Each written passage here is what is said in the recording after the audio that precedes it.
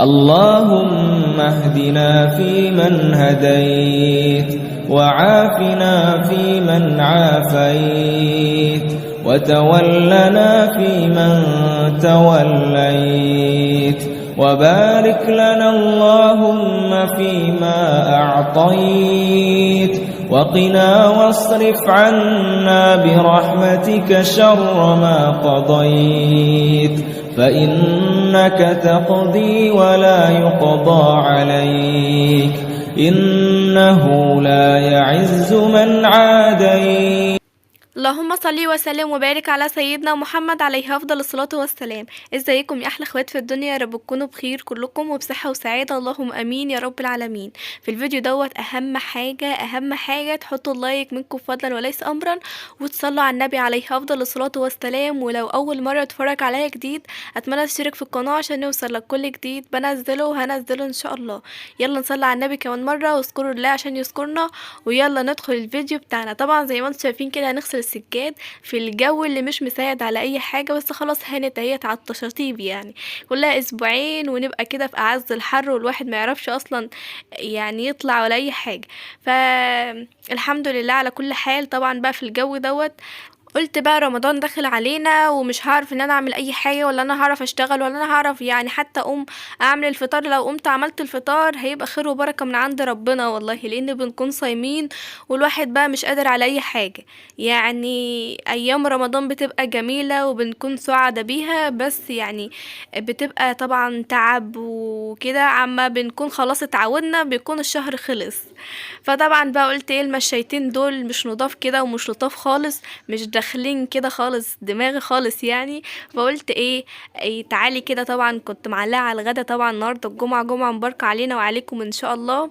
قلت بقى ايه، زي ما انتم شايفين المشايتين دول قمت جايباهم. اهم حاجه المشايات ديت بتبقى واجهه البيت، وبتبقى يعني ايه حاجه كده المفروض ان هي تكون نظيفه على طول، بالرغم ان هي بتكون يعني مش نظيفه على طول، بان بيبقى عليها هرس كتير، بس احنا عايزينها تبقى نظيفه على طول. لو حد جه ولا كده يعرف ان اللي جوه البيت دوت نظيف. جيت بقى زي ما انتم شايفين كده وقمت جايبه المشايتين دول، وقمت جايباهم وقمت غسلاهم بشوية بقى صابون سايل، بشوية كرول، بشوية اومو، بشوية معطر، بشوية اي حاجة يعني الموجودة عندك عامة.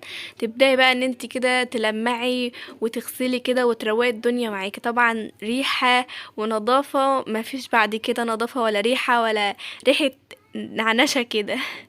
وطبعا بقى قمت جايبة بقى كانوا 3 مشايات والسجادة اللي هي التانية اللي هي الكبيرة دي اخدت معايا مجهود كبير قوي، يعني كان يعتبر كل يومي كان في الحمام.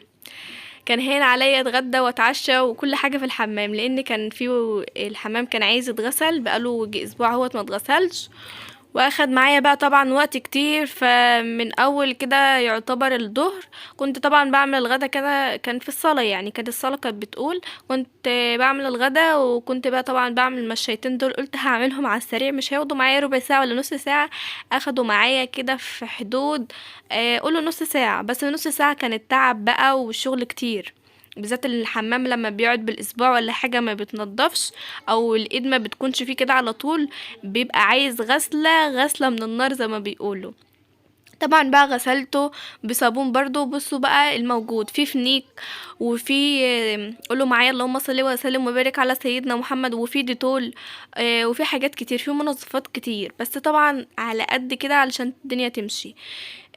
فقمت انا جايبه شويه صابون سائل وشويه معطر، ولو كان في شويه كنت حطيت، والدنيا هتمشي وكده هيتغسل وكده هيتغسل.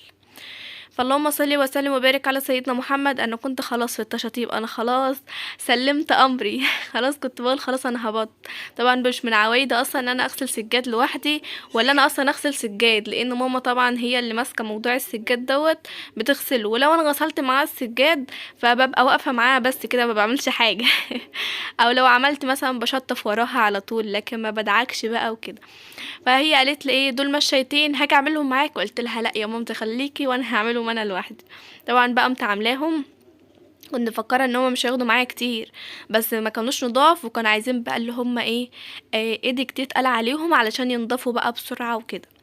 فطبعا دي تاني مشاية فغسلتها. هو زي ما انتم شايفين دعك دعك بقى، يعني ايه تكون واكلة كده لقمة حلوة. طبعا كنت فترة وكنت شاربة قهوة كمان، القهوة اللي انا ما كنتش بشربها ولا كنت احب ريحتها اصلا.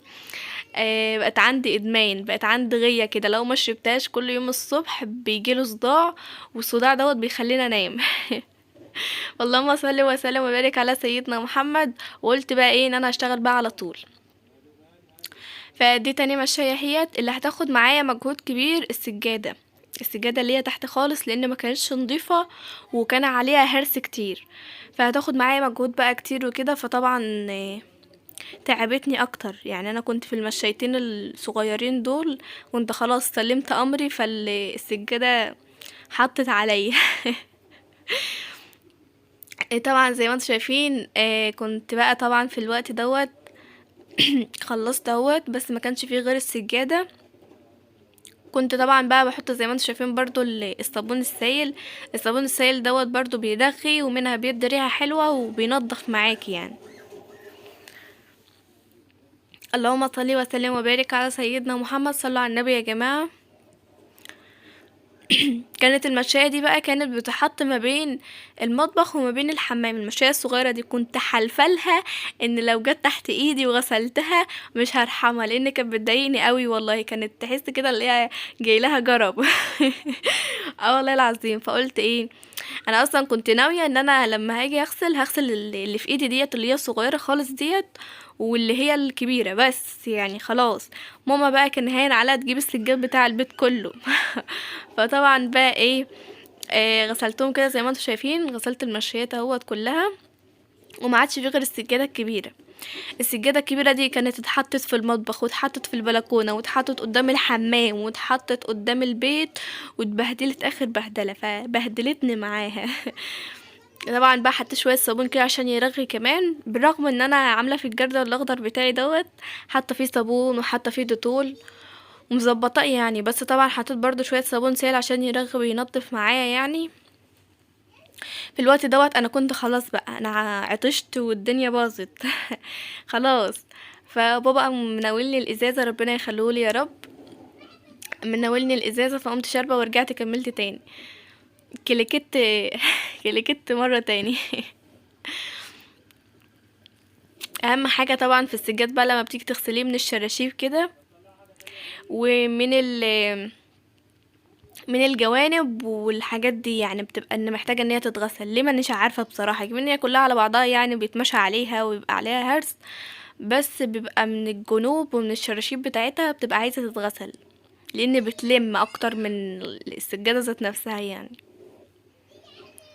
وهنا خلاص قلعت كمان الشبشب الدنيا كانت بايظه خالص. كنت خلاص سلمت امري، وهدومي كمان اتبلت لان طبعا كنت قاعده على ركبي، لان ما اعرفش طبعا ان انا احسس بس كده على السجاد، فما ينفعش لازم كده الدنيا تتبهدل. فلبست برضو العباية السودا، قلت ايه هي كده كده العباية السودا بتستحمل.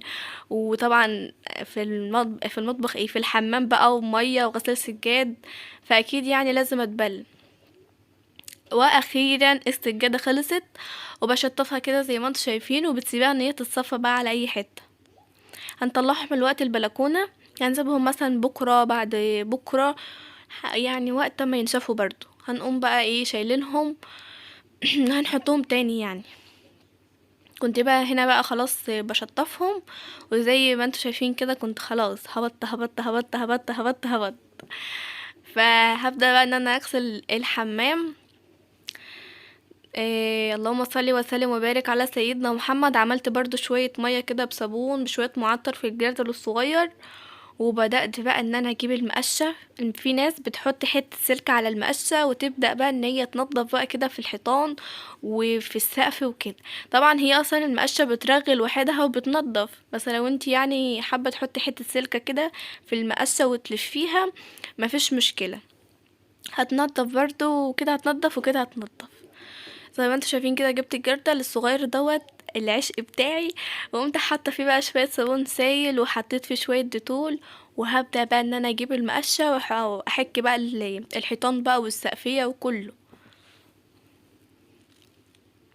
اللهم صل وسلم وبارك على سيدنا محمد. صلوا على النبي يا جماعه. زي ما انتم شايفين بقى جبت المقشه كده، تحطي فيها بقى طبعا من الجردل، حطيتها بتحطيها كده في الجردل، المهم يعني اللي يبقى فيها صابون كده وحاجات من ديت، وتبداي بقى ان انت تنضفي. بصراحه انا كنت حاسه ان الحمام دوت ما اتغسلش بقاله قرن، مش عارفه ليه، او ممكن يعني ان انا خلاص اتعودت ان هو يبقى نضيف على طول، ما كنتش مستلطفه خالص.